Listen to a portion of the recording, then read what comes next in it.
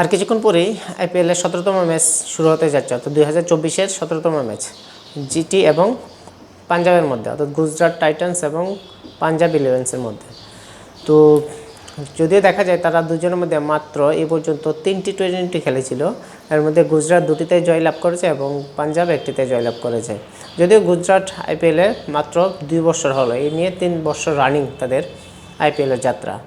তো সেই হিসাবে আজকের যে ম্যাচ সেটা হতে যাচ্ছে আহমেদাবাদে নরেন্দ্র মোদী স্টেডিয়ামে, অর্থাৎ সেখানে জানাই আছে সবার যে এটা ব্যাটিং একটা ফ্রেন্ডলি উইকেট, যেখানে প্রচুর রান হতে পারে, বেশি সম্ভব ব্যাটসম্যানদের ফেভার এখানে থাকে, কেননা সেখানে সেকেন্ড ইনিংসের মধ্যে বা ফার্স্ট ইনিংসের মধ্যে ডিউ পড়তে শুরু করে। তো সেখানে বোলারদের একটু ডিসঅ্যাডভান্টেজ থাকে, কিন্তু ব্যাটসম্যানদের জন্য খুব একটা রানের একটা পিচ তৈরি হয়ে যায়, যেখানে রান ইজিলি আসতে থাকে। তো সেই হিসেবে গুজরাটের যদি আমি দেখতে পাই যে গুজরাটের প্রথম দিকের যে ব্যাটসম্যানগুলি, অর্থাৎ শুভমান গিল, ঋদ্ধিমান শাহ, সাই সুদর্শন, ডেভিড মিলার, রাহুল তেভাতিয়া, অর্থাৎ তারা ব্যাটিং লাইন মোটামুটি ভালো শক্ত। এবং তার মধ্যে ঋদ্ধিমান শাহ এবং শুভমান গিল বেশি একটা ফর্মে দেখা যাচ্ছে না, কেননা লাস্ট যে 3টা ম্যাচ খেলে তাদের মধ্যে বেশি একটা ভালো পারফরমেন্স করতে পারেনি। গুজরাটের বোলিং দিক থেকে যদি দেখা যায় মোটামুটি ভালো শক্ত দেখা যাচ্ছে, কেননা রাশিদ খান, মোহিত শর্মা তারা দুজন খুব ভালো বল করছে। তাছাড়া স্পেন্সার জনসনও আছে, সে ভালো বল করতে পারছে। তো সেই হিসেবে পাঞ্জাবের তুলনায় গুজরাটের বোলিংটা একটু দেখা যাচ্ছে ভালোই। অন্যদিকে পাঞ্জাব কিংস ইলেভেনের মধ্যে যদি দেখা যায় তো সেখানে ব্যাটিং অর্ডার মোটামুটি ভালোই দেখা যাচ্ছে, যেখানে শেখর ধাওয়ান আছে, সেখানে Jonny Bairstow, Liam Livingstone, Prabhsimran Singh, Sam Curran. তো সেই হিসেবে তার প্রত্যেকেই একজন সুদক্ষ ব্যাটসম্যান, যে প্রচুর রান করতে পারবে। আজকের ম্যাচের মধ্যে যদি কোনো প্লেয়ার এফেক্ট করতে পারে পাঞ্জাবের দিক থেকে, জনি ব্রেস্টো, লিয়াম লিভিংস্টন, এই দুজন হয়তো এক্স ফ্যাক্টর হতে পারে আজকে ম্যাচের মধ্যে। বোলিং ডিপার্টমেন্টের কথা যদি আমরা দেখি পাঞ্জাব কিংস ইলেভেন্সের মধ্যে, তো সেখানে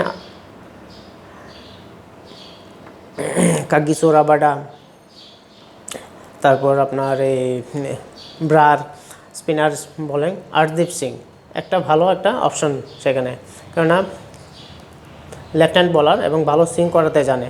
তো সেই হিসাবে সেখানে পাঞ্জাবের একটা এক্সপেক্টর হতে পারে সে। তাছাড়া হার্ষেল প্যাটেল আছে, ওভারঅল যে একটু ভেরিয়েশন করতে পারে ভালো, এবং ভালো ব্যাটও করতে পারে মাঝে মাঝে সময়।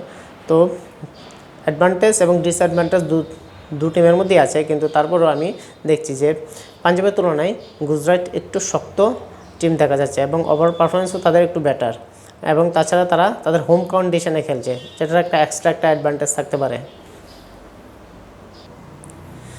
পয়েন্টস তালিকার দিকে যদি আমরা দেখতে পাই তাহলে দেখা যাচ্ছে যে দুটো টিমই বেশি একটা টেবিল পয়েন্টের মধ্যে উপরে নেই, অর্থাৎ গুজরাট টাইটান্স 5 নম্বর স্থানে আছে এবং পাঞ্জাব আছে 7 নম্বরে। অর্থাৎ গুজরাট 3টা ম্যাচের মধ্যে 2টা জয়লাভ করেছে, অর্থাৎ তাদের পয়েন্ট সর্বমোট পয়েন্ট হলো 4, এবং অন্যদিকে পাঞ্জাব 3টা ম্যাচের মধ্যে শুধুমাত্র 1টিতে জয়লাভ করতে পেরেছে, তাদের পয়েন্ট শুধুমাত্র 2। তো সেই হিসাবে যদি আজকে পাঞ্জাব জিততে পারে তাহলে তারা পয়েন্ট টেবিলে একটু উপর দিকে যাবে, এবং গুজরাট জিততে পারলে তারা আর একটু উপর দিকে চলে যেতে পারে। তো সেক্ষেত্রে কারণ এবার আইপিএল 2টা ফেজে হচ্ছে, তো সবাই চাইবে যে প্রত্যেকটা টিমই চাইবে যে মোটামুটি প্রথম ফেজ শেষ হওয়ার আগ পর্যন্ত মোটামুটি টেবিলের প্রথম, দ্বিতীয় এবং তৃতীয় স্থানের মধ্যে থাকার চেষ্টা করবে। তো সেই হিসেবে আজকের লড়াইটা খুব জমজমাট হবে, এবং নরেন্দ্র মোদী স্টেডিয়ামে যেটার মধ্যে ব্যাটিং সহায়ক করবে সেখানে আজকে আমরা হয়তো আর একটা হাইয়েস্ট ইনিংস টোটাল দেখতে পারবো। সেই দেখা যাক কী হয় আজকে সন্ধ্যার দিকে।